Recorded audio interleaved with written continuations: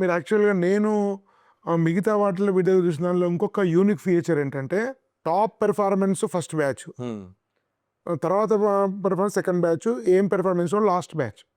ఇదొక వాడుతున్నారు. నిజంగానే మీరు ఈ సెగ్రిగేషన్ లేకపోవడం వల్ల స్టూడెంట్ ఏమన్నా కాన్ఫిడెన్స్ కోల్పోకపోవడం అట్లాంటివి జరుగుతాయి కావచ్చు, కానీ నిజంగా మెరిట్ వాళ్ళకి కానీ మిగతా కొంత తక్కువ ఐక్యూన్ వాళ్ళకి కానీ అన్యాయం జరుగుతుంది కదా. దీన్ని మీరు ఎట్లా ఓవర్కమ్ చేస్తారు? సో సెగ్రిగేట్ చేయకపోవడానికి స్టూడెంట్స్ మన దగ్గర వచ్చినప్పుడు 14 నుంచి 16 సంవత్సరాల పిల్లలు ఉంటారు.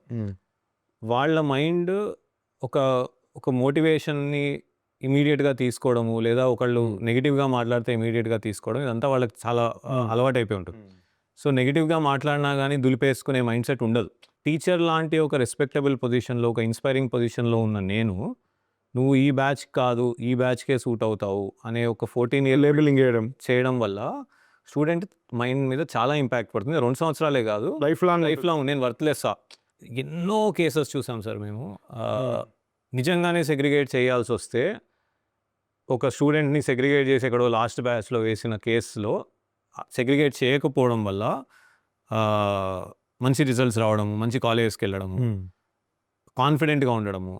కాన్ఫిడెన్సే వాడి దగ్గర నుంచి మనం తీసేసుకుంటే ఎక్సాక్ట్గా వాడు దేనికి పనికిరాడు. ఫ్యూచర్లో వాడి మీద వాడికి కాన్ఫిడెన్స్ ఉండదు బేసిక్గా. ఇంకా నిజమే, అది దేనికి పనికిరాడు. ఈ 2 కారణాల వల్ల వాళ్ళని అలా ముద్రేయడం మాకు ఇష్టం లేదు. రెండోది, ముద్రేయడానికి మేము వాడుతున్న ఏదైతే పరికరాలు ఉన్నాయో, ఏదైతే ప్యారడల్స్ ఉన్నాయో, అది మాకు కరెక్ట్గా అనిపించట్లేదు.